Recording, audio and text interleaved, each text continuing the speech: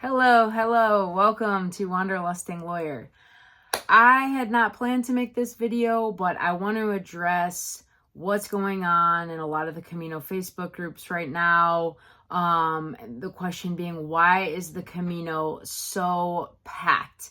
If you've been in the groups, you've seen panicked posts about, the Camino Frances route is actually absolutely jammed with people.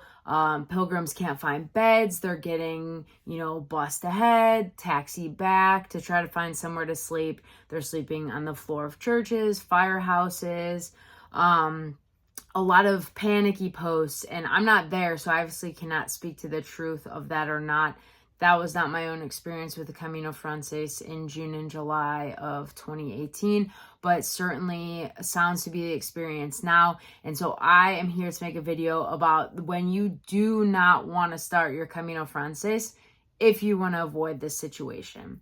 And one thing I can tell you is if you go back to posts from this time of year in 2023, in 2022, probably not 2021 or 2020 because of COVID, but 2019, you will see, it is like deja vu, you will see the exact same post. And that is because I would never, ever start the Camino Frances on May 1st. Today's May 2nd, probably May 2nd, May 3rd, any time in the beginning of May. But there's something about people's brains that they love to start a Camino on the first day of the month, and May 1st. I don't have the exact data to support May 1st, but I do have the data to support the fact that May is 100% the busiest month on the Camino Frances. So don't start May 1st unless you book ahead. So two options. You book ahead from Saint-Jean-Pied-de-Port all the way to, I would say, Logroño. So that's what? No rest days, about 8 days. I think it took me 10 because or 9 maybe, because I did Oiso and then I rested a day in Pamplona. Book ahead every night and stay there. Don't or cancel ahead of time so that they can give your bed to somebody else. I would book ahead those nights. That's really where the bottleneck is happening, because most people are tending to stay at the same pace. After that, people are breaking off, going slower, going faster. So it really does clear out. So I would either book ahead or know that if you're going to be staying in the municipal albergues, you have to start early and you have to walk fast.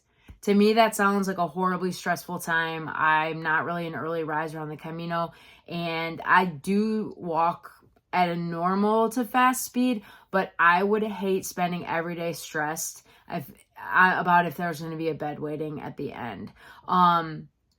And this period of busyness, even though people say September is super busy too, I don't recall ever seeing posts about how people were finding no beds in September.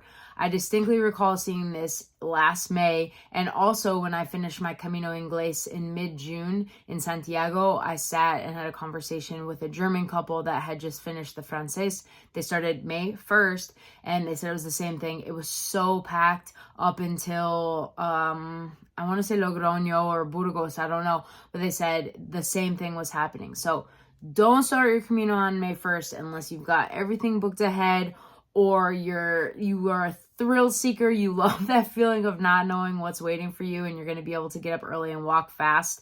I know in this situation, some people bring like tents or things to sleep outside. I don't have anything to say about that. There are a lot of articles about how that's not really legal.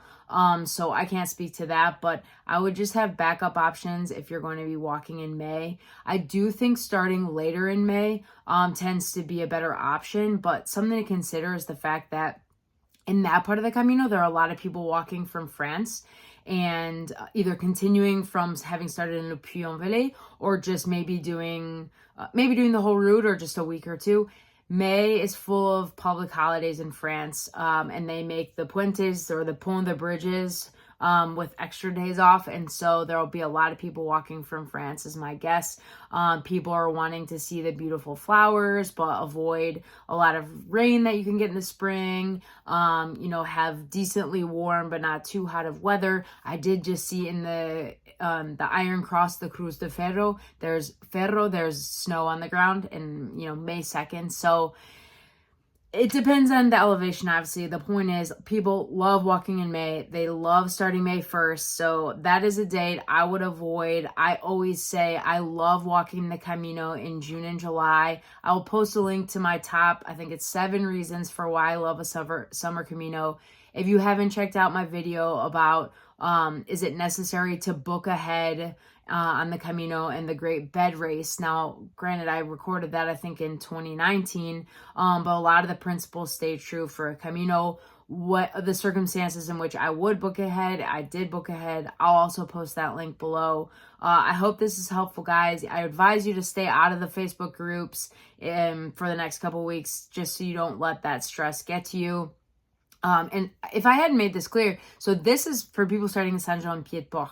I also think starting in Sarria at the last 100 kilometers is really, really busy too, because I believe there's some Spanish holidays around this time as well. So personally, unless it's maybe one of the, like the Norte or the Primitivo, I'd probably be avoiding the Camino in May personally. Now, I don't want this to discourage you. I just want this to prepare you. As always, my goal would never be to turn you away from the Camino, just to make you think about some of these issues so that, you know, you can avoid some unnecessary stress. Obviously, other stresses, other hardships, that's your Camino experience. But I'm just trying to give you as much information as I can to help you make an informed decision about your Camino. Anyway, I hope that was helpful. And if you're about to set off on your Camino, you know, don't listen to me. Just go for it. Don't be worried, and just be super flexible. You will have a place to put your head down, and maybe it'll end up being like the best night on your whole Camino was the night you slept in the high school gym with 50 other pilgrims.